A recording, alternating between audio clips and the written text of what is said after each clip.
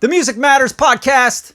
This is episode 4. 4. Oh man, the big 4-0. Big 4-0. Yeah, dude. I remember that was like a year ago for me. Yeah. Yep. 40 years old. I'm turning 34 this year, so nice, dude. Yeah. That's a good year. The numerology, yeah. 34 is a good year. That's when you like that age when you start realizing, oh shit, I haven't done anything. I better get my shit together. That was definitely 30 for me. I definitely had the there's a name for it, you know, when you it happened at 25, 30, 35, like that's just about every year actually now that I think about it. Every 5 years or so, right? Once you hit 25, you're like, I'm a quarter century years old, bro. Like, I need to get my shit together. And then like 30 hits and you're like, I'm 30, bro. I need to get my shit together. I'll figure it out next year. Yeah, thanks. But yeah, today, what have you been up to though? Like this last week? Because it's been about a week since we shot our last podcast. Yeah, right? Just about everything. I don't even like talking about my life anymore because too much is going on. Mostly meetings, good meetings. So that's good. Yeah, better than bad meetings. Yeah, but making money, making meetings, and I guess the Grammys are going to be what, tomorrow? Yeah. Yeah, you're going? Me? Jinx? No, I just I might go to a couple parties. Been invited, but yeah. Well, what's the cost to get into that? Oh, I don't know. I just got invited. Okay. I know, like... I guess I'm not popping enough, guys. No, it's... I think this year Sony is sponsoring it, so... Oh, yeah. Yeah, you know Will Martins? Oh, Will from Brazil? Yeah. I know that so guy. he works at Sony, so he was like, hey, man, you want to go to the Grammys with me? I'm like, fuck yeah. Hell yeah. Yeah, it'll be fun. But yeah, tomorrow is Grammys. It's Saturday today. But Grammy parties, I think, are kind of the fun thing about Grammy weekend. You know? So there's probably a bunch of parties going on right now while we shoot this podcast for you guys. That's why I was taking so many meetings, is because everybody's basically in town for the Grammys. So. Yeah, which is sick. Yeah. But there's a lot of the parties and stuff got canceled because of the fires. Yeah. So I know like the big parties, you know. The Diddy parties. They did. It's good they canceled the freak offs. It's good they canceled those. Yeah, free baby oil at the door. Get greased up. It's time for a Grammy party. Yeah, nobody wants to be going to those kind of parties. I mean, unless you're into that kind of stuff. But yeah, dude, today let's talk about some AI stuff, because everybody loves talking about AI. So well, it's kind of hard not to, because it feels like, for me personally, I turn on the computer, I go to YouTube, because, you know, I make content and I do like tutorials, mixing, mastering, production stuff. And I just love doing it, right? Or else I would never do it, because it's a lot of work. Like these podcasts, right? We just set up like 2 4K cameras. We got the, you know, everything set, lighting and all this shit. Plants, you know. We got some plants, you see? Yeah, you know, we're in the jungle. But yeah, it's a lot of work. So if you don't love it, then why do it, right? Yeah. But every time I turn on YouTube or whatever, now my algorithms like got me down for the AI shit, right? So like new videos on like AI and Suno Audio and like lawsuits and, you know, and then, so we're going to talk about all that stuff in this podcast. You know, starting out with, I mean, we always start the podcast with a little music talk, right? Yeah. So let's get into some music talk. First up is Suno, right? Suno. Kevin's the Suno expert. I'm the Suno god. So or in-house expert. I think Suno gave me a notification like, congratulations, you're top 5 or top 10% users in Suno. No joke. That's hilarious, dude. I'm one market with the machines. Research. I know all about it. I can tell you all the nerdiness behind it. In fact, I do a lot of business with Suno. We're like this. Yeah. That's my boy. But no, so what Suno is basically a AI that generates music. You can generate lyrics, but it also does everything from the instrumental to the song to, you know, you can just make instrumentals and you can just do top lines on it. So it's everything in between. And, you know, I think it's amazing for sketching and stuff like that. You know what I mean? So, right. A lot of times with my clients, you know, I'm sitting, you know, we talk about what they want, musical direction and stuff like that. And I'll sketch like even, you know, 11, 12 songs for them to even just listen to get an understanding of, you know, directionality and stuff like that. You know what I mean? And a lot of times, I'm not going to lie, they're fire. So, yeah. So are you not like, because, you know, old school way of doing that, producer, client, the way that, you know, we would always do it in the past, would be like make a Spotify playlist. use references, other artists. Like, what do you like about this song? That's what do you like about still that song? part of the process. Yeah. Yeah. So that's part of the process. So why Suno? Why are you using Suno then? I think Suno more so like it gives it like it's like producing before you produce. So it's like, are we in the right direction? Are we like in musical sync for what is, about like we're about to make? So it saves a lot of time because Gotcha. Imagine I went and I actually wrote a bunch of pieces and then they didn't like it. You know what I mean? How many times have we done that in our careers? You know what I mean? So many times, especially with music for TV commercials. Mainly commercials, right? Because a lot of the times commercial producers, creative directors, bless their hearts, they don't have a whole lot of time. Everything's a rush, because a lot of times they don't know what they want, right? Yeah, but like I think that comes from not necessarily them not knowing what they want, because at the beginning when you're working on a commercial with a team, let's say it's like Wyden and Kennedy, right? The team has this commercial they're doing for T-Mobile, right? Let's say, I don't know if they have the T-Mobile account, but they're like, yeah, we got this commercial for T-Mobile. T-Mobile hires them to make a commercial and pitch stuff to them, right? So they're kind of like coming up with what they really want to do. And they're like, this is what we want to do. Here's what we think the music should do, etc. So they go off that, and then they'll go present to the client, which is T-Mobile, and T-Mobile's marketing department and the head of marketing, whatever. And they'll show this stuff, the whole commercial, the the music, everything cut, their idea, even if it is just kind of sketched out at first, animatics, etc. But that is kind of like where you hope that things are going to go through right there. Yeah. But when you're working with so many people that are making decisions, you got the producers that, maybe there's 3 to 5 on the project. And then you have the creative director or executive creative director, right? The ECD, who is overseeing kind of that project and those people, right?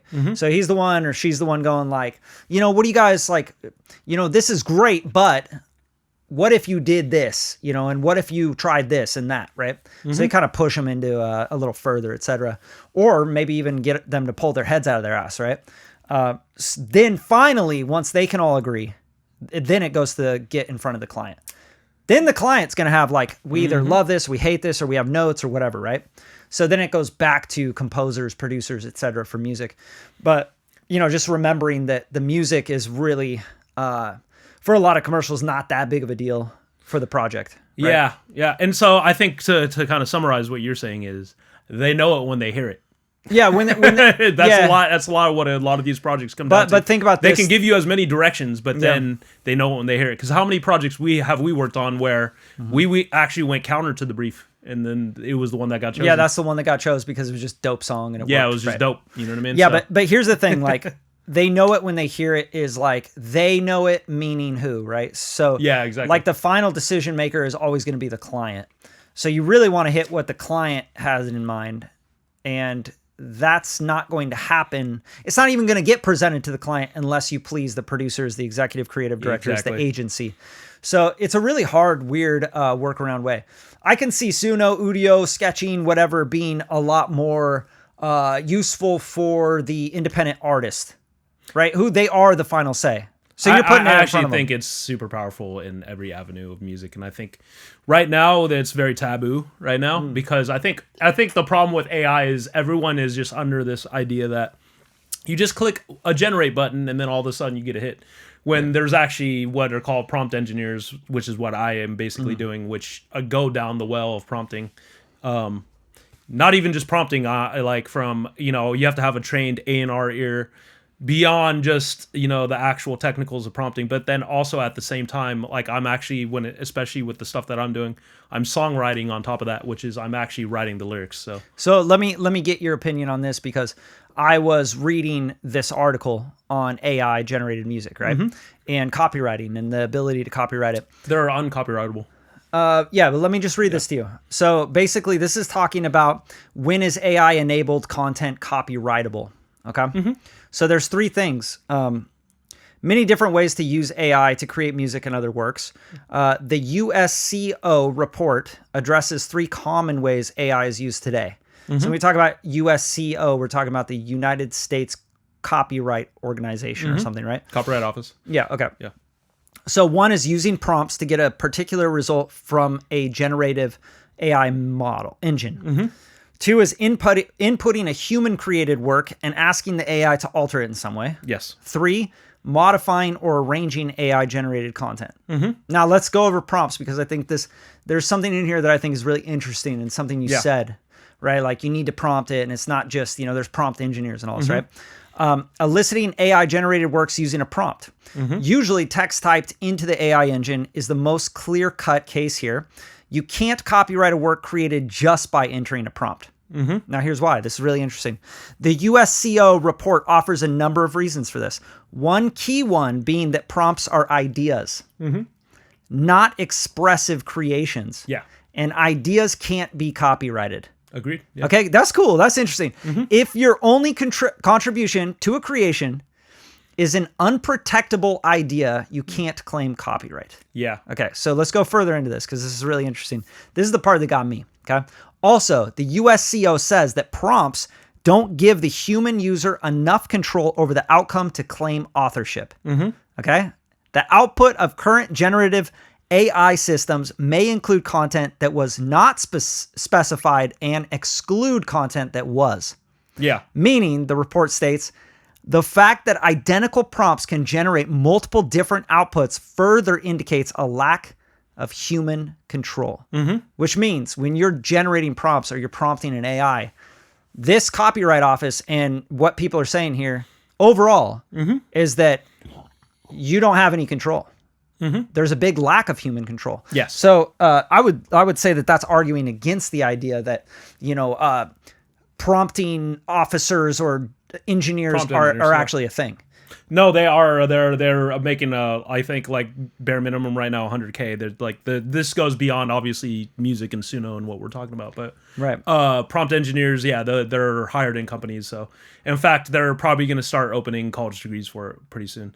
But I guess more so to your point, if we're going to relate it back to Suno, if a prompt engineer I think what this is arguing, and just to really lack of control. To make this really clear, if I say make me a song like this with the exact same prompt, and another person does the same exact thing, they're going to get a different thing because it's AI generative, and we have different models and we have different things generating these AI ideas. So really, how much does the prompt matter? Oh, the prompt. I mean, as far as what you're going to get out of the AI, the prompt is everything. But I think more so what I'm saying is the part and the reason why, and I always challenge people because like if I play some of the stuff that I generate with Suno, there's like a clear difference in quality compared to the average bear. But like I said, part of that comes back into the human aspect of it. Because like don't you think that a big part of it is how much you use it? You said you were in the top 5%. Yes, but I can get down to the technicals of Suno. And artificial intelligence and machine learning is at play here. Yes, no, yes and no. So there are certain things, but more so the reason why I think what I get out of Suno is better than anybody is because I actually spend the time to properly songwrite. And when I say that, like when I'm songwriting this is because I'm fixing the lyrics basically. I'm not actually even generating lyrics with Suno, just to be 100%. In fact, I'll probably go to any number of text-based AIs before I go to Suno to write the lyrics, which means I'm going to like a common one that people use is like ChatGPT, but I'm also going to like Grok, which is X's.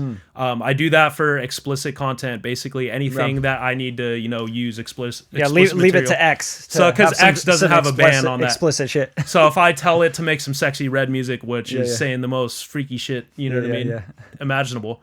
ChatGPT is not going to do it. Gemini, which is Google's AI, is not going to do it. Right. And another one that I use a lot is Claude. Claude is one of the smartest of the text-based AIs. So it's really good at poetic ideas and stuff like that.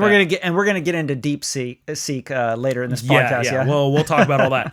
But more so, what I'm saying is, like I said, back to what I'm doing is I'm actually songwriting too. So what I do is like most of the times what is called the tag of the song, which is the tagline of the chorus, which is the the structural foundation of what a song is, because that song is that one tagline is what summarizes the entire song. If you know anything about songwriting, Yeah, it's like the hook. yeah. No, that's the hook within the hook. So is the tag. tagline. Yeah, the tag. Yeah. So the tagline is first and foremost what I write manually. No computer's gonna out tagline a human writer, because we just kind of know exactly, like a good songwriter. And you also have like the problem with AI generative stuff is that it's dated. Yeah. So it can only know like stuff from like that it knows. So if you're not feeding it relevant, up to date information, slang, etc., like what's hot right now, exactly right now, what I was because saying. things move so fast. So like I said, there are so many human elements, especially when it comes to songwriting. I've noticed this, like particularly things like ChatGPT. It messes up the number of syllables between sentences. So that's why when you hear the hooks that come out of the songs that I generate on Suno, mine are very clean, because I've counted all the syllables and I've made sure the lines are correct. But that's what I'm saying. These are all the human elements. Not only that, I'm rewriting, rewording, putting slang, all sorts of things like that. So what you're actually getting is a mixture of generative and then also the human element. And the human element is why the quality that I get out of Suno beats everybody else, because I'm A&Ring. Like part of that is taste level too. You know what I mean? Yeah, that's of what course. I'm saying. So of course. So what would you say to people that are going to be watching this podcast, listening to it, and being like, "Yeah, but it only works for pop"? No. So like the thing actually I would say is that Suno is amazing for score. For score? For score, it's amazing. In fact, it's amazing for so many different types of music. Like if you're it can make old style music amazingly, and which is why it's so good, because it can mock up like 20th century ragtime. You know what I mean? Yeah, because it was probably like the first thing they trained 1920s ragtime. It's amazing at, and that's what I'm saying. So like people who only think it's good for pop are only trying to generate modern genres. You know what I mean? And stick to modern prompting. So exactly. Yeah. So like if you're trying to make modern indie rock, what do you think? You're going to use Suno? Have you ever tried it? Yeah, I've used Suno for like, indie rock. What about it? Have you used Suno for indie rock? Yeah. What do you think about it? So I think you have to be very specific with Suno. And a good example, I want to kind of relate it to rap. I'll circle around back to the indie rock thing. Like I was asked to make some female rap that is similar to Glorilla, and I think most people, when they approach Suno, they would just be like, "Oh, well, Glorilla, which is a really hot artist, female rapper right now. Yeah, it's probably the top female rapper right now." But a lot of people would be like, "Oh, well, I'll just type modern female rap into Suno, and it'll just make what I think." You know what I mean? Yeah, it's gonna reach back to like 2020 or something, right? Yeah, but that's such a broad. Modern female rap is a broad stroke of what rap music is. But if you understand like what style of music Glorilla does, she's from Tennessee, so if you understand like that, like a lot of her roots of her sound is from 3 6 Mafia, which is also from Memphis, Tennessee. Right. It's just she's doing I'd say around 2007, 2006 is when the peak, fly, like all that music, you know what I mean? From 3 6 Mafia. So what I'll prompt, and what I did prompt if I needed something from Glorilla, is I told Suno to write female rap, but in the style of 2000s Memphis rap music. So that's okay. So like gonna catch me riding dirty. Well, that's Chameleonaire, and that's from Houston. So but that's what I'm saying. If you wanted to, you have to get specific. You have to know these things too. That's what I'm saying. So that's part of the prompting. You're saying like a music historian is going to do a much better job, just because they have a big understanding of where things come from. But wouldn't you argue like any music producer or composer making good music today understands musical history? Yeah. Right? But it just depends for their genre, If you know that the Beatles used these specific microphones, these amps, these production techniques, etc., to get these sounds and tones, then you know how to get there, and then you know how to make it more modern with modern plugins and processing. Then you're gonna make your own shit, right? So same thing. The only difference is that the AI is doing the work for you, right? It's like it's spitting it for out. the actual for many parts of the composition. Yeah, I mean, shit. Like you're not playing the guitar on it. You're not yeah, playing the keys. So you're not that programming comes the to synths. stage 2. So especially with client work, just so you know, and because I'm pretty studied up on this too, that everything gets replaced. So nothing that was a part of that original AI will end up on the finished record, at least for me, because I mean, you couldn't copyright it. That's the number one reason, but B, also people have been doing that. People, and that's where the BBL Drizzy track came from, is because someone actually made BBL Drizzy and then Metro Boomin sampled it. So it was already on. It's still on Spotify. It's on all the DSPs and stuff. But more so, what I'm saying is there's been huge, cases in trouble with people trying to upload songs that they've created from Suno onto things like YouTube, and because Content ID is flagging those songs, and that's because Suno is pulling from actual like drum loops, and actually that's like one of the major ones. Yeah. So, but it's actually not as fucked as you think, because if you understand how this works, a lot of people are already having that problem because of things like Splice. You know what I mean? Oh yeah, no, so I get that. There are already reused drum loops across music time. A producer made like melody loops with Splice, and then you went and put it on your track. Like, yeah, it's gonna get flagged. Like we can't, like a lot of the times, and this is a good note for anyone getting into sync licensing or wanting to get placements with artists on labels, actually generating monetization and publishing money.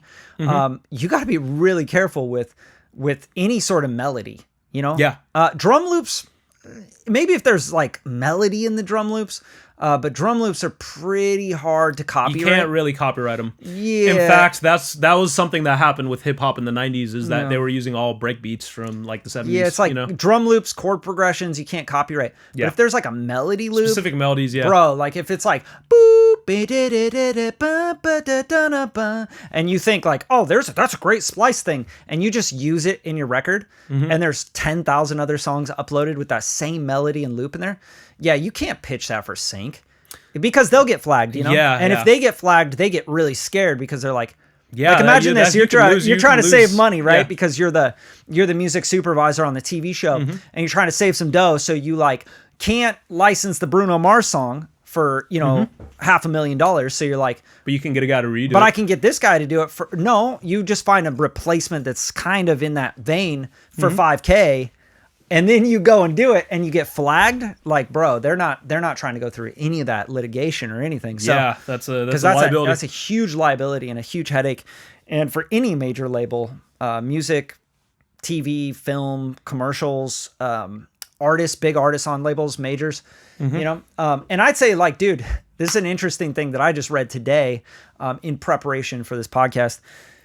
I read that Deezer is actually the first DSP to now have proprietary software that they're going to be putting into play to mark and find AI generated music in any sense. Absolutely. And then they're going to tag it and they're going to flag it. So even if the artist doesn't want anybody to know that they made it with AI generated software, Suno, Udio, etc., it is going to be tagged as like AI generated, made with AI. So you're going to be known as a producer or an artist that makes music with AI. Just depends on how much. And so here's the thing too, because and I got another one for you because this. All right, you get them out. Yeah, this is going to throw, because I know you've thought about this, obviously, hopefully, but absolutely. But everything keeps progressing, right? Yeah. So UMG, Warner, Sony have all of them have lawsuits up against Suno and Udio. Yep. Okay, so those have been ongoing lawsuits from the. Yes, exactly. But there's no closure to any of these. There's no legal grounds on a lot of them, and because the league. No. Hold on. There's no decision made. Yeah. So just to make this really clear, if the decision is made that they are making generative, they're taking copyrighted material and training their models on copyrighted material, and that somehow comes back around to any sort of illegal action or whatever. And you're using melodies generated from Suno or Udio, and you put it into your music, and your artists and the people you're working with end up getting flagged for that after all this litigation and things come to a close, then they can do cease and desist. They could say, you're too close to the melody, you're too close to this. I mean, they did it with Pharrell songs, you know, that were like too close to Marvin Gaye grooves. Remember that. Yeah. And anything that's making money is just up for grabs, bro. Like, I've seen it in music for TV, film, commercials way too many times. Now, we have musicologists. So the way that it works is when you make something for a commercial, a TV show, whatever, and they're like, yeah, we don't know. We have no idea where this came from because it's just a composer, producer, and it's pretty good on the budget. They run it by a musicologist.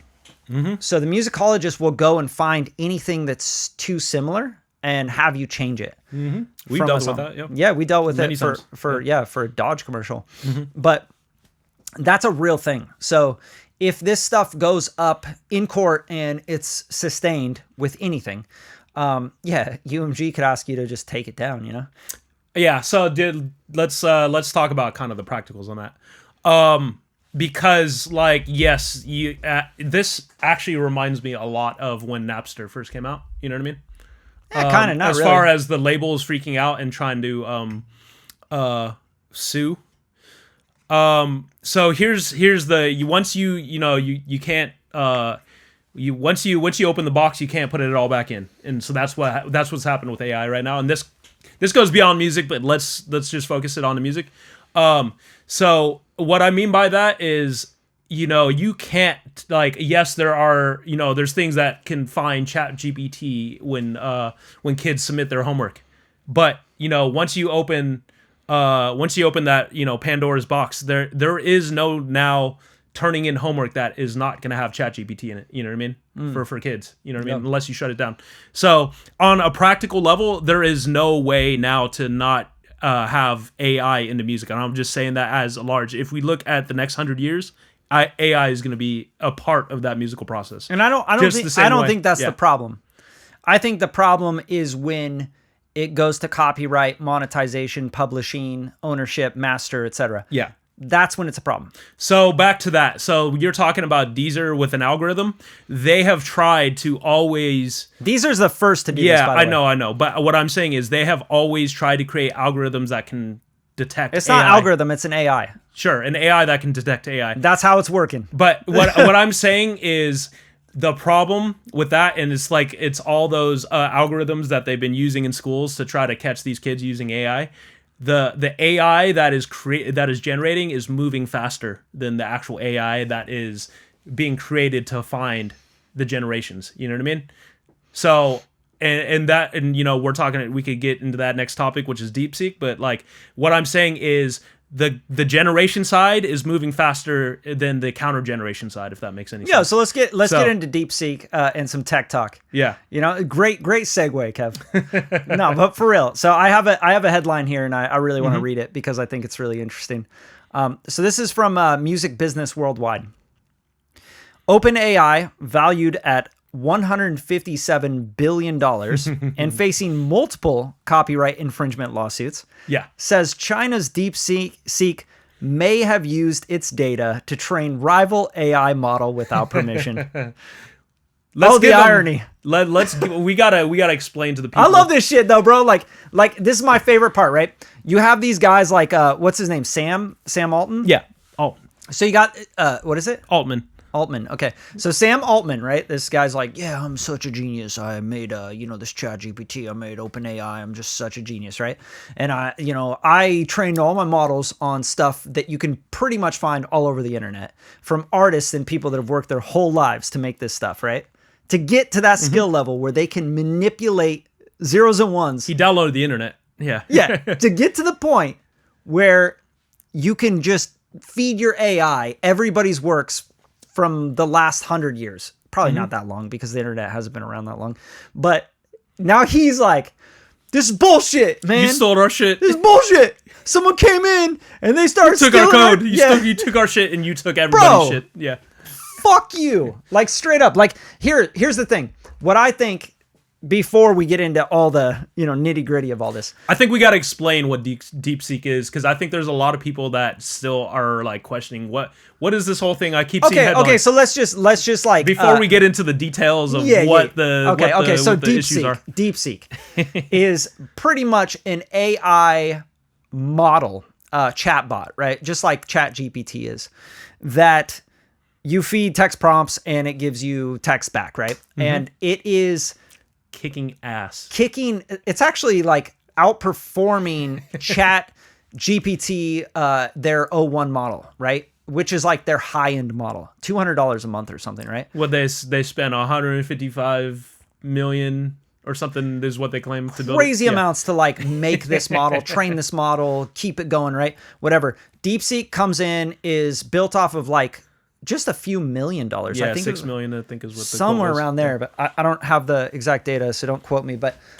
so they go and they do it for like a fraction of the price, and the model's better, and it's free. Outperforms. So that's the big one, right? It's open source free. And so you got this ChatGPT that was open source, remember? Yeah. And now they're charging like, $20, $50, $200 a month. Are you paying for it? Depending on the model, right? Are you paying for ChatGPT, or are you still using the freebie? I think I am, because I wanted to mess around with the 4.0 model. Oh, okay. Right. But the O1 model is like the flagship, I believe. That's the one where like you have to pay a lot per month because it runs off of a lot of servers and shit. And you can actually like do these a bunch of different ways if you're like a programmer, hacker kid, Yeah, you basically can build your own large language models off of their O1 platform. So yeah, that's what it is. That's what it is. It's for the developers. And if you have access to that, then you're getting more. You're getting more. Basically, that's the best way to put it. You're getting more intelligence in the artificial intelligence, right? Like you're getting more of that. Well, apparently not, because back to DeepSeek, a guy was running DeepSeek on a couple of Mac Studios tethered together. I think it was like Mac Minis, bro.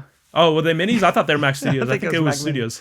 But he had a couple of them tethered together, and he was like, "Yeah, here's your $1 million server farm that they claim you need." So let me read a little bit more of this article, because I think it's really interesting, and people might get a kick out of it. So the sudden arrival of China's DeepSeek AI chatbot bot has thrown the U.S.'s AI industry into what Forbes calls a panic, for good reason, right? So first of all, you have like this, you have this company building this idea up to all its shareholders and all the people investing in it, right? Like, we have proprietary software. We're the fucking best AI. We're training everything, we're going to make so much money. We stole everything from everyone, and now we're training our models on it. That's pretty much how I take it. And now we're going to make a bunch of money off of everybody's works, right? And now he's panicking and everybody else is panicking. This is the big one, though. AI-related companies' stocks fell sharply on Monday, with chip maker NVIDIA leading the way to a 17% stock price drop, leading the way down the hill, wiping out nearly $600 billion of the company's market cap. And that's not a really crazy deal, because we're talking about a company that's in the trillions of market cap. Okay. So really, really big company, NVIDIA. It does say in parentheses, by the way, a rebound on Tuesday clawed back some of those losses. The reason for the panic: DeepSeek appears to have created a chatbot with similar capabilities to those of US-made chatbots, but using a fraction... Not similar, better capabilities. Yeah. But using a fraction of the resources and capital needed to develop the US models. The company says it spent just $5.6 million developing the chatbot, compared to the more than $100 million that OpenAI spent developing ChatGPT 4. Yeah. Now, this is kind of crazy, right? Because this article goes into the fact that OpenAI is now going, well, DeepSeek stole our shit. You're OpenAI. You're open. You're OpenAI, right? Yeah. So they stole your shit. They put it out. I guess they should just rename it to Closed AI, because I think that's what they're thinking about right now. They should rename it to Profit First AI. But no. Okay. So there's another big thing that we haven't discussed in this whole thing, which is the Trump administration just announced Stargate, which was a multi-company effort and it's an effort by the U.S. government, and I think what was the number, $200 or $500 billion that they were gonna put into AI and building new power plants. They're gonna build new tech farms, new server farms, and stuff like that. Yeah, so that's a big issue.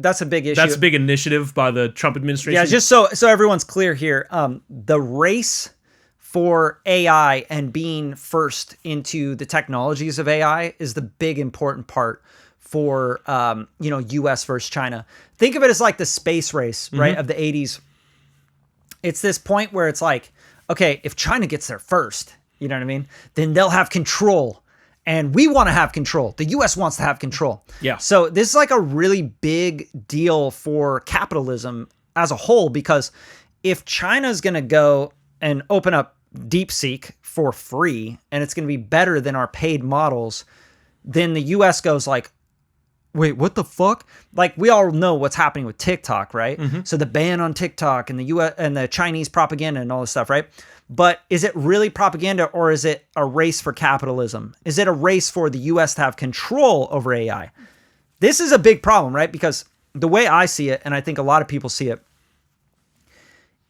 it's a threat to have one person or one country or one government to be in control of the technology of what AI is, right? That is like ultimate power. So if you're someone that has like a lockdown on all the technology that can do everything, like track people 100%, like if you could do all these things, but nobody else can touch it, nobody else has access to it, it's not open source, it's privately owned, and it's capitalism, right? It's like, that's what I think is the biggest threat. If it's open source, if anyone can have access to this technology by just having a computer, a normal computer, or like you said, tethering together two Mac studios, and they can get the same power as anybody else, that's fair, I feel like. And I feel like that's a world where everybody can share ideas, and we can take the technology and we can build and we can do great things with it.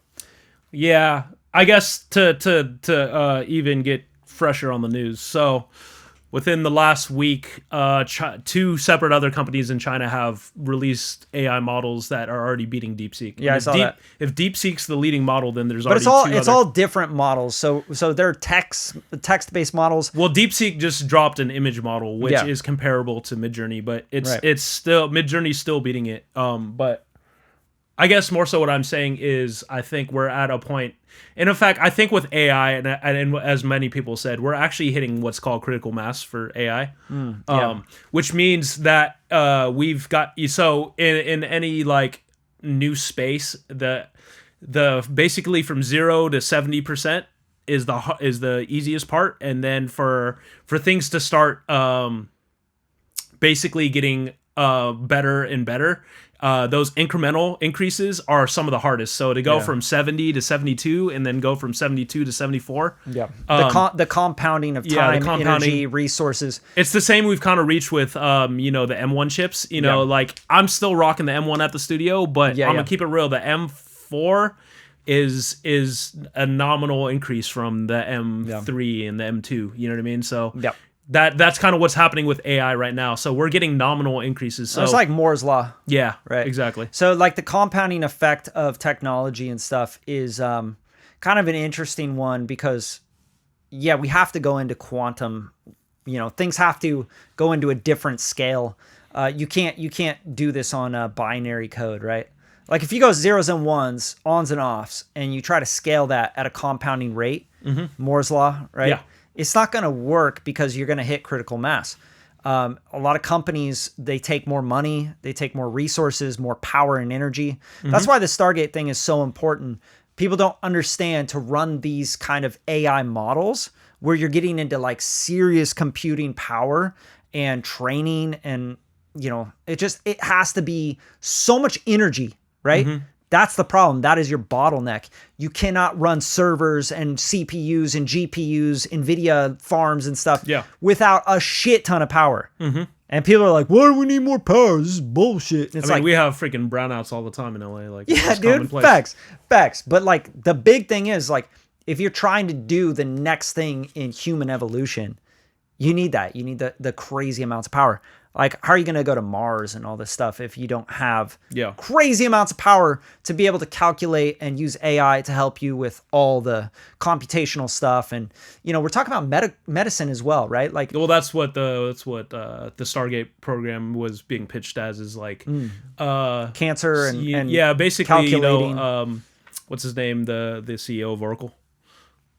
Oh, I forget his name. Not Jeff Bezos. Why am I? Anyways, the Oracle of Oracle was pitching that, like, the main thing he's after is personalized medical tracking and medical records for everybody, and that having an AI assisting doctors with you know, finding problems with humans, which They already use that. They already have that in extent, Yeah. and in fact, that's what IBM's Watson was mainly used for. Yeah, which I know, is their I know AI. that. I know So, that for a fact. In medicine and in the hospital, they use AI. Yeah, But the thing is, the AI is, and you know, I think you can ask anybody in the medical field. Like, the AI is not human, right? So it just gives you no, but it can probability. read data. It can read data better Right. than humans. So if you do have the power to generate and build these models where they can give you even better probabilities and better testing and better measurements, yeah, it's really powerful, man. Like, it can go in and calculate data points so fast and you know, look at all the probabilities for cancer cells, et cetera. Mm-hmm. And that's really what I see the positive side of this being, right? Yeah. Like, it's not necessarily the capitalist point of view from my perspective. I don't mind capitalism, but I want it to be ethical. Mm-hmm. I don't want it to be, you know, fuck everything, just make $1. Yeah. You know what I'm saying? But if it's ethical capitalism, great. But the open source thing, I think, is just more interesting to me because it gives the ability to all these creative minds, just like music with Suno, right? Mm-hmm. And Udio, it's like you're giving people's creative minds the ability to create when they couldn't. They don't have to go and train on piano and guitar and music theory for the next 10 years. They can just start creating ideas, right? And I feel like that's the same thing with giving the power of AI generative models, DeepSeek, you know, graphics models, whatever, putting it in everybody's hands and making it affordable, right? Yeah, like, you have like, a decent computer, you can use this thing with for free. AI, and not to hype it up because everyone's already on the hype train. It's just like, you know, it's the humans discovering fire again for the first time. So that's the best way I look at it. It's like everything is based on fire. Our cars are basically, you know, engines that are, you know what I mean? So Yeah. fire you worms you could burn down a house with it. You can make a hydrogen bomb. exactly. You know, You can do terrible things. You can do amazing things with fire. Yeah, Fire facts. has burned down half of LA. So, you know what I mean? But I think more so, just to wrap this topic up, I think this is not really a crazy topic. I think what the main thing and the main reason why these are in so many headlines is because it's China. If France had put out this model, we would not be talking about it like this. There would be no media frenzy about it. But I think it's just more so a U.S. versus China thing, and that's communism versus capitalism, Cold War shit since the 80s. Isn't it funny how history just repeats itself? Yeah, like over and over again. It's like Russia and China versus the U.S. and you know and NATO and you know, freedom. So that's the really the hype about this story. It's not... the only difference is now is that people don't live under this veil of not being able to get information wherever. Yeah. Right. Like it used to be where like the information was from the news. Mm-hmm. Now, like, how many people do you personally know that trust the news? Oh, I don't think anybody. I don't know anybody that goes like, yeah, dude, I watched it on the news and I trust the news. Yeah. Nobody does. Mm-hmm. Nobody trusts Fox, NBC, CNN. Shit, I don't even trust you. No, I'm just kidding. I don't trust you, motherfucker. Facts. But like, seriously though, like our information comes from like really understanding, you know, social platforms, right? Like, it's like being at the water cooler on Instagram, on Facebook, whatever you're on, and whoever you're talking to in your circle, and podcasts, and doctors that are openly talking about stuff on podcasts or on the internet, YouTube, etc. Scientists that are talking on those platforms. Yeah. You kind of just like find trust in specific people, and you start to like listen and pay attention to them. And then for me personally, I'll go and like listen to someone else's podcast that has opposing views. And I'll just kind of like make up my mind about it. Like, oh, do I trust that or do I trust that? You know? Yeah. Like, and then also there's peer reviewed studies and articles. Yeah. I don't think that that's like such a big thing for people anymore, which is kind of a bummer. Well, peer review is actually kind of... It's just shifted, right? Yeah. It's changed a lot. Because there's a lot of fake studies being put out that are quote unquote peer reviewed too. So yeah, which is scary. Yeah. I think that's kind of the scary part. That's the hard of part. AI. There is what is the name? There's a new... I don't know. It's not new. I'm lying. There's a form of study that basically counters or puts multiple studies together, and then that's the... Okay, never mind. It's called AI. Yeah. No, if I had there's a name for it now, but anyways, I think more so what I think we should more so get to is, speaking of scientists that we trust. You know what I mean? Yeah. Because here's the thing: I could talk about AI forever, and especially with all that, and it's too deep of a well. I think it's almost too much to talk about. It's almost like the human brain can't like grasp. I don't think people understand what it is, or it's the intangible boogeyman of, you know what I mean? We're scared of it, but like fire, you know what I mean? But at the same time, it can do a lot of crazy shit, so. Yeah, it's just like a language learning, machine learning model, like it learns from what you feed it. Yeah. So it's like, the way I think about it is like those 90s movies where they like put the alien in front of the movie screen or the video screen, the VHS or whatever. Yeah. And they start playing all the news and everything and fast forward, and the alien's like, and it's like learning, like ET kind of shit. That's what like AI is to me. It's like, here's all this content and all this information we have. If you think about what AI is to everyone else, it's like their understanding of it is like the iRobot movie. It's the Terminator movie, Skynet. So, like I said, it's very much like a weird, interesting boogeyman thing to a lot of people, especially. But I think that it's because there's a lot of like humans respond. We all respond to like negative shit, right? So, like, oh, there's a car accident. What happened, bro? Like some shit went down in my neighborhood. Someone got fucking stabbed, and you're like, oh, what? So like the headlines and shit are like super enticing to the human brain. Yeah. Because we have that caveman brain that hasn't evolved much. So like the caveman brain thinking about AI, generative models, and like thinking that that's iRobot and it knows everything and it's going to fucking, take over the Optimus. Take over the nukes, you know what I'm saying? Like, it is scary. Actually, you know what? Because I'm sure, as more AI technology gets, combined into government, that's like absolutely something that's scary. You know what I mean? Yeah. Especially in our military and stuff. Oh, dude, when they start thinking about the bottom line too much, you know what I mean?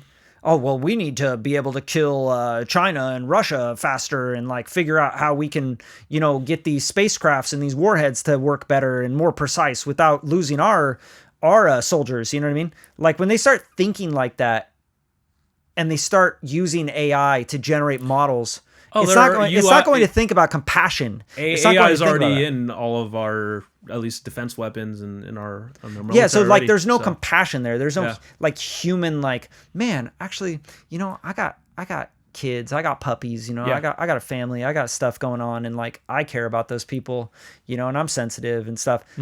Like it's like, we don't care about that. It's just like figuring out a math problem for what sensitivity is. Good example is the Trump administration is, talked about installing an Iron Dome in the U.S. and, all that is shooting a missile at whatever's coming in.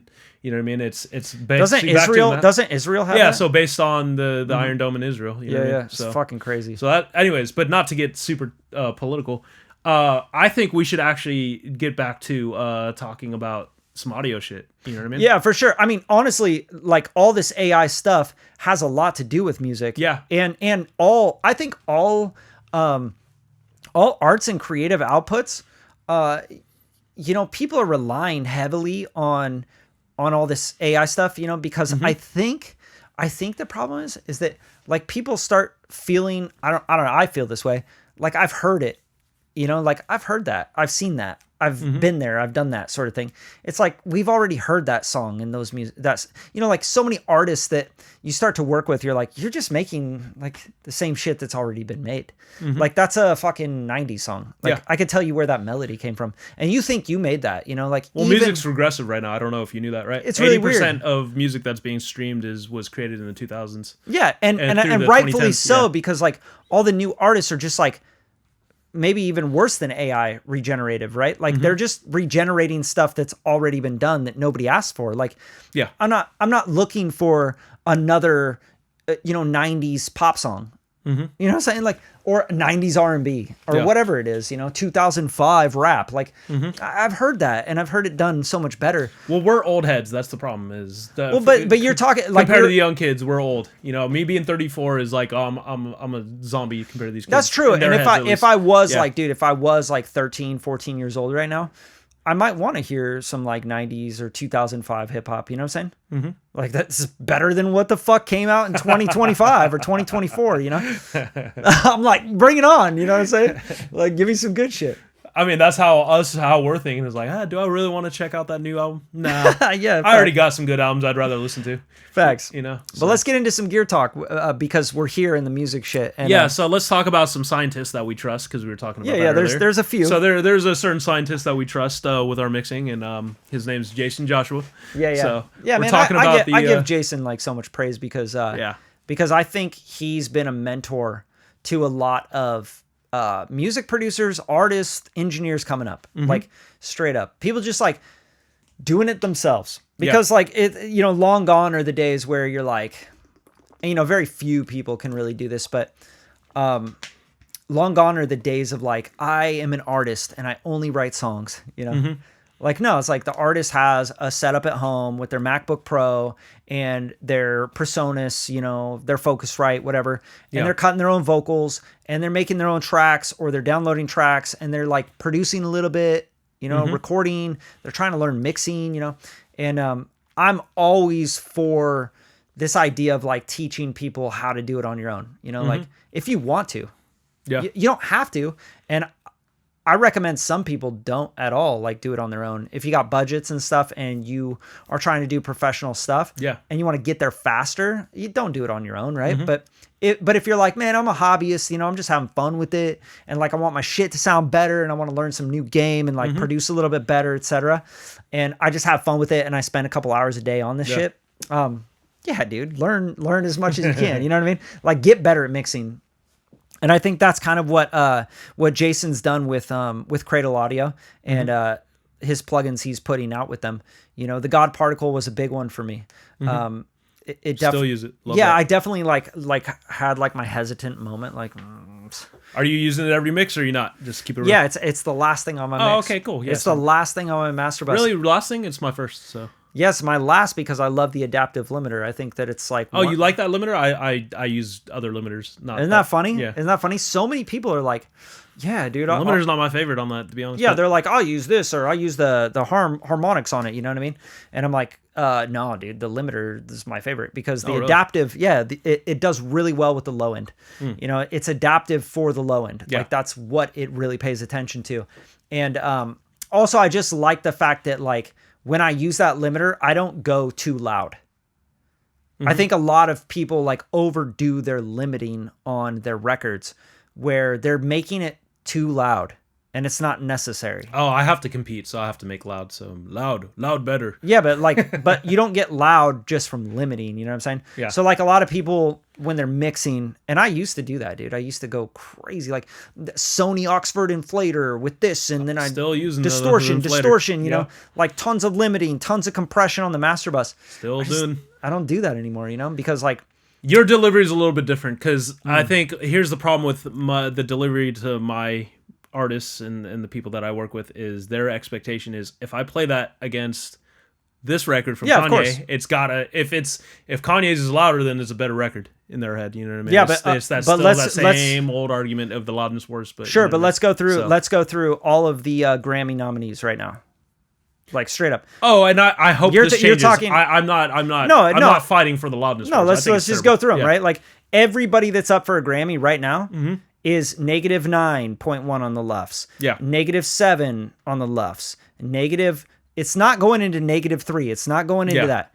They're not going that loud. Depends on what genre you're working in. All genres, bro. I'm talking about Post Malone. I'm talking about Sabrina Carpenter. Espresso is like -7. Yeah. I'm talking about the biggest hits and the Grammy nominated shit right now. They are not going that loud. So everybody has this notion that you have to be loud. It's not true. It just needs to fucking sound good. And a lot of the times, like, the record doesn't need to be loud because you're going to go to radio. If you go to radio, for example, and we were talking about this on the last podcast, radio is where you get paid. Yeah. The radio is putting like a 50-1 limiter on your fucking music. So if you Smash Olympics. If you go and you exactly. So if you go and you smash your shit and you're like, I got to compete for my client, right?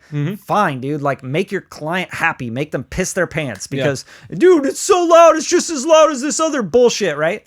Fucking fine, dude. To get the job done, get it done. But at the end of the day, those people aren't winning Grammys. Those people are not, getting played on the radio all the time, right? You goddamn right. Yeah, you're just getting the mix done. You're getting the shit shipped, right? But at the end of the day, like, these going to the radio 50-1, you're like limiting the fuck out of it. So imagine you're like, dude, I got to get it to -3, -5, all this crazy shit where it's just brick walled all the way. Yeah. And then it goes to radio and it just sounds like it's just so loud. But you know what? Actually, so I'll speak. No on dynamics. This. If I'm on an A-level record and I'm submitting to an A-level record, I am not doing the mix.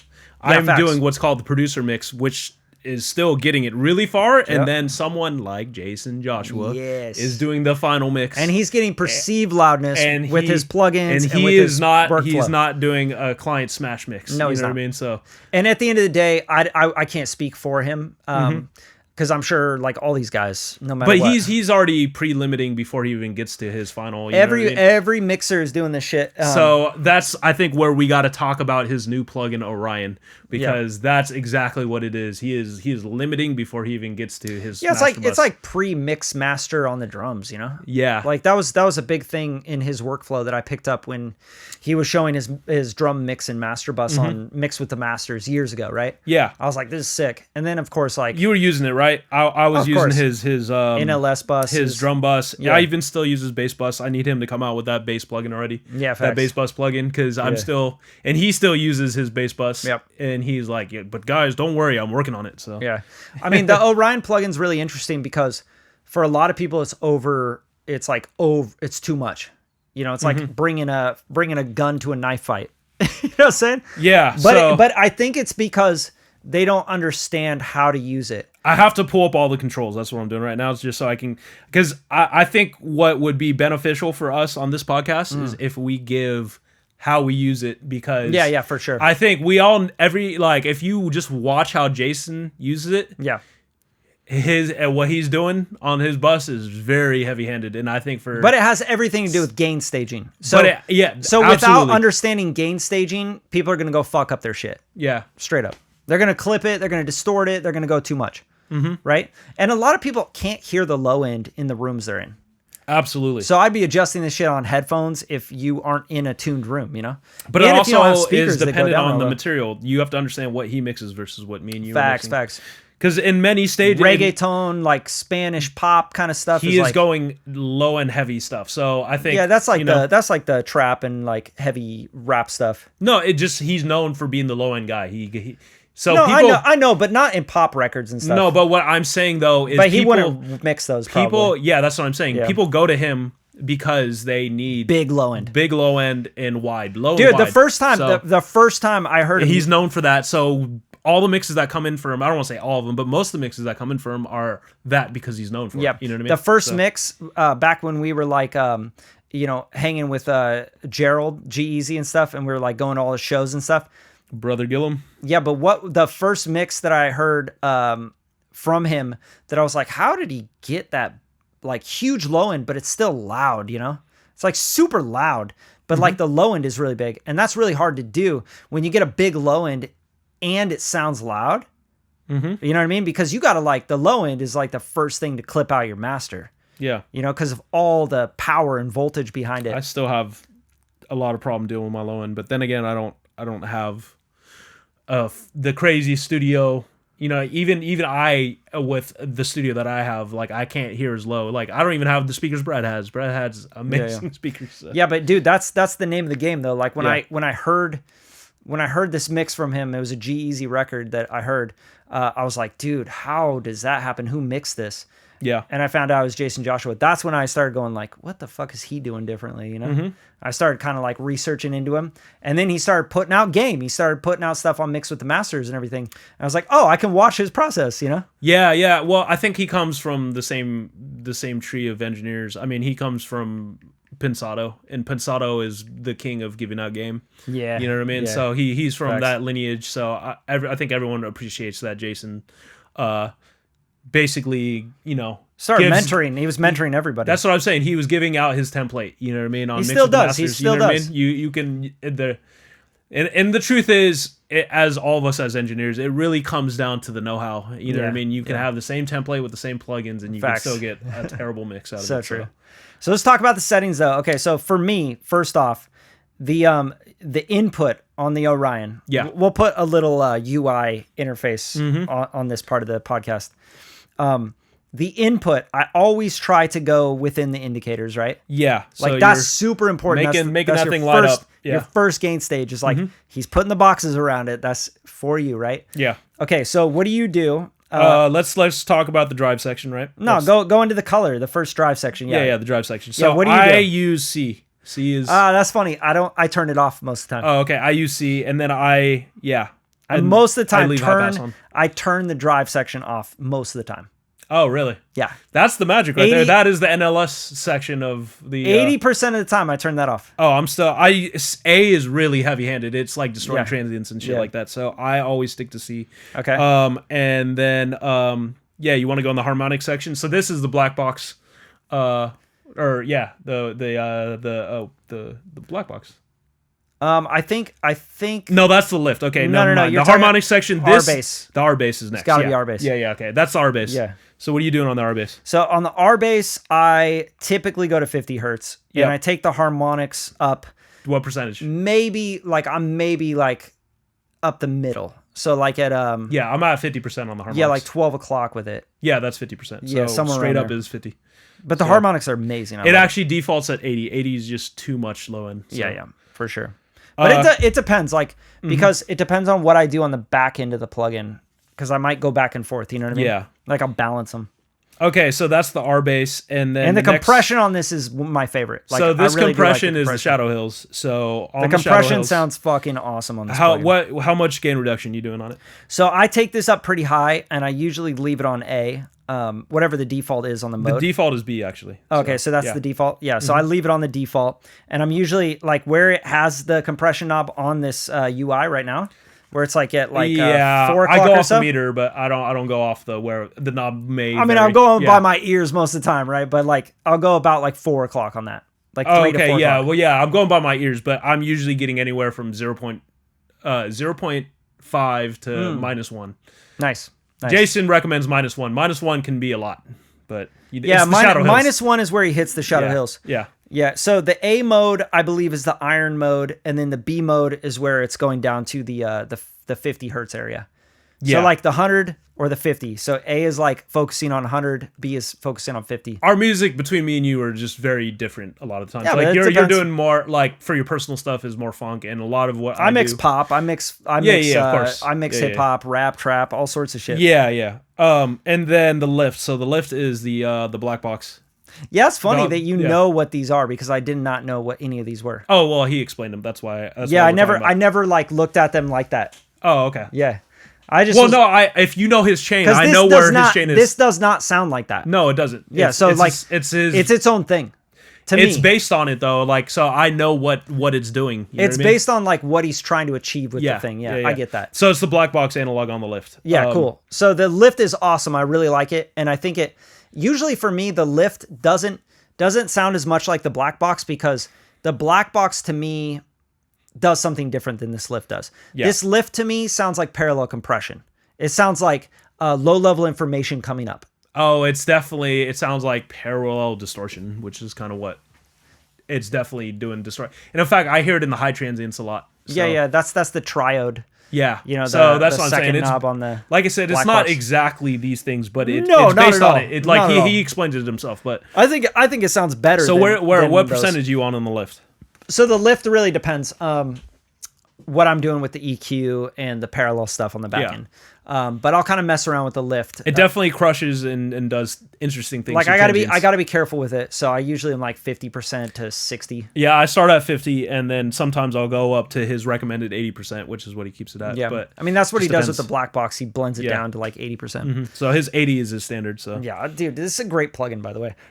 it's So it's good. very nuclear though. Like that's why It's we have to talk intense. about it. Yeah, It's it's intense. very It's intense. intense. A For little good, bit goes a long way. Yeah. But you got, like I said, like it's all about gain staging. If you Yeah. gain stage this right, it's perfect. You're like, Yeah. oh fuck, this sounds so good. You have to feed it right. You have to think like you're mixing and mastering drums. You're not just like putting a plugin on to make my drums sound a little bit better. You're mixing and mastering your drums. Yeah. And I'll even throw the bass through this as well with the chain. Oh, I have a separate bass bus, but Yeah, I follow. it depends. I'll he, try He both. has his own. He has his own bass bus that I still use as bass bus. But All right, EQ. Let's talk about this because this is like one of my favorite sections. I don't actually do too much EQ. I'm going to be completely Okay, honest. so- I might add some high end, and that's usually what I'll add back on this. Oh, okay. So Yeah. for me, definitely the 10K band is like amazing on hi-hats, cymbals, Exactly. That's etc. what I'm saying. I'll add some high end back if I need it. So good. And then the 3K is amazing on the snare drum. Okay. Like it's just so good. And then I also will sometimes, instead of using the parallel, because there's a sub. These are all parallel EQs, by the way. Yeah. No. The back end is the parallels. Yes. the those faders. are all chains. Those are all his auxes. So Yes. his low end air and stuff like that. Yeah. So that has a sub on it. So I'll mess around with the 40 hertz either on the harmonic EQ or the sub, and I'll kind of balance those. Does that make sense? Yeah. So because like sometimes So you balance the EQ versus the sub. the sub parallel. The sub parallel. Yeah, because sometimes that 40 hertz is too much on the EQ. Yeah. But sometimes if you just do like a little touch of it, like a tiny bit of it, and then you blend in with the sub parallel, just a touch of that, it's like, whoa, there's like a sweet spot there. You'll find it. Yeah. Yeah. I'll keep it real. A lot of times I don't have any issues with low end going on my drums. So. Yeah, fair. My kick I and agree. even my snare, like if I need low end, I'll add it on the actual channel. But Yeah. But you I'll can try use, not to you can use parallel. the 100 for like that really like boom, like punchy snare. Yeah.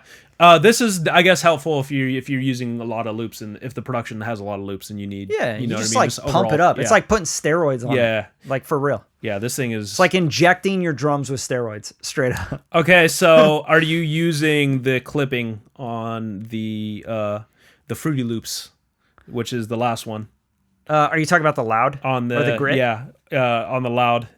So I And the don't grit, yeah. use much of these. Because that's the clipping right there. I don't either. I don't really need to clip like that. I still use standard clip, so if I need to clip, I'll clip past it. So Yeah, and that's usually like on my master. that's my drum mix. Is my main drum mix. Everything goes to that. This feeds that, and I'll clip on that just so that I don't. And that's just to make sure that when I hit my master, I'm not having. Yeah, because I'm not really into parallel clipping, if that makes sense. Yeah, I'm not parallel clipping. I'm just You know what I'm clipping saying? my You're hard entire clipping, drums. or you're yeah. soft clipping. Yeah, soft clipping Right. my entire drums if I need to. So you're using standard clip? yeah, do you I've use tried to use. I've tried soft to clip? use gold clip. I've tried to use. You soft clip? Oh, you should use orange clip, bro. I've tried to use orange clip. Dude, Yeah. I got the new orange clip V3. You were putting me on a lot of clippers. I still can't. I still don't like standard anything. clip is really good. That's what I'm saying. I still don't like really anything good. better than standard clip. And Well, I mean, with drums, I've really wanted with drums, to. it's I've hard. wanted to, It's hard yeah. to get off that. Yeah, it is it's crack It is cocaine on like, drums. oh yeah, I know how to get there. Yeah. I know how to get there real quick. But then again, I still use my BX Digital V3 on most of my mixing. Yeah, so, fair. You know, I'm still. Okay, so I just got Ryan Schwab sent me Orange Clip 3. I'm gonna make a YouTube video on it. By the Yeah. way. Like I'll do a long form on it. It's dude, you're gonna start using that. I promise you. I've And you used the FL. You just go hard on it, like you turn the knob all the way up so it's a hard knee. And dude, I'm telling you, just kind of take off the tops just a touch, and then pump up the output a little bit, like make up the gain. You're gonna be like, oh, I'm gonna use this instead of standard clip. I promise you. All right. We'll see. Because are you soft clipping or are you hard clipping on standard clip? Oh, I'm soft clipping. So. Okay, so you're using the slider. That's so good, huh? I'm using it to right around 10%. Bro, it's so good. That's I what I'm like saying. 5 to 10% on that standard clip Fucking soft money. clip. That's what I'm saying. Nothing's beating that. That's what I'm saying. It's the harmonics in it, bro. Yeah, yeah. They're so good. So this is all the nerdy shit, but I'm telling you, Yeah. That is though. That's game though. Yeah. Because like a lot of people don't understand. Soft Clip Pro. That's what you put it on that setting on Yeah, it never standard changes. clip. Yep. Yeah. Soft Clip Pro on the standard clip, and you just fucking 5 bring to that 10, slider like you up. said, Just yeah. bring that slider up, and you're gonna want to like, dude. Oh, I used to want to like, I want to bring it up to 50. So that's what I was saying. Those are big words. If you can replace that with orange clip, what do you say, V3? I haven't tried it. I don't know. Different. I've used regular. It's definitely different. Yeah. I'm not hard clipping. What though, I yeah. would mess around Yeah. with, my like what I would try for you, right? You're at 10% now on the soft clip. Yeah, I usually leave it there. Bro, and I change it if I need to. Take it down to 5%, and then follow it with orange clip. Put it on a hard knee, and just hard clip a little bit of the peaks, just so you can get a little bit more gain. I promise you it'll change your mixes. Okay. Because the thing is that happens with a lot of mixes where you can't get it loud enough. It's because you're not clipping the tops of the snare and the kick. And it's usually You got the snare. overs, and you're too dynamic. Bro, just take the overs, take like a dB to like a dB and a half of the overs on the snare. Just where it takes the tops off. And just fucking use that orange clip on there. I promise you'll be like, dude, shit. Tell Schwab to give me a license, man. I will. I'll hit him up. I'll sing his praises once I get. Yeah, we'll get him. We're gonna get him on the podcast. He's gonna come on the podcast for sure. Yeah. But yeah, dude, the Orion, dude, fucking hell, man. Like, what a like great like. Okay, between the God Particle and Orion, which is your favorite? Be honest. I use the God Particle on more things just because, like, even the day of, before I'm even mixing, I'm throwing the God Particle on the day of stuff. But the Orion is such a beast. I just think both of them, you have to actually be an engineer to use. Yeah, that's true. Because if I wasn't an engineer, the gain staging, bro. Yeah, that's what I'm saying. If I wasn't an engineer and I had an Orion, because of course, you know, they're gonna sell them like hotcakes.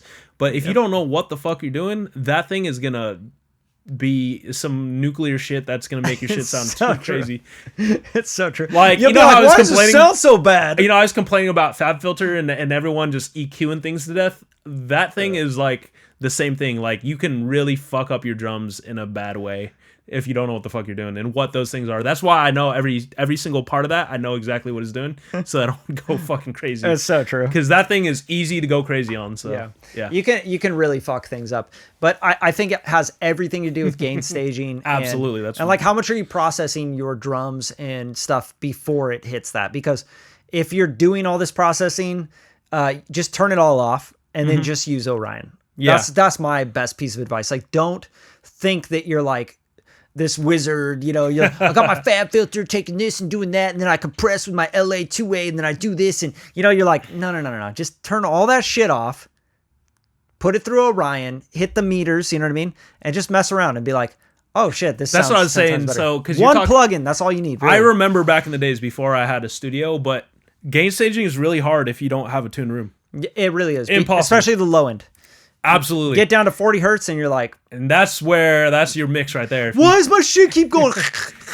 But you know how many times, like, what is that crackle? You know how many times I like listen back in the car, like, why is the snare so loud? You know what I mean? But that's what I'm saying. Like, all the things that we're talking about, you like, it requires a real engineer with like a nice room to, like, if you really want to get something really professional out of that plugin, because it can fucking eat your lunch. I totally and fuck agree it up, with you know what I mean? all that. So. And if you don't have that, just use headphones.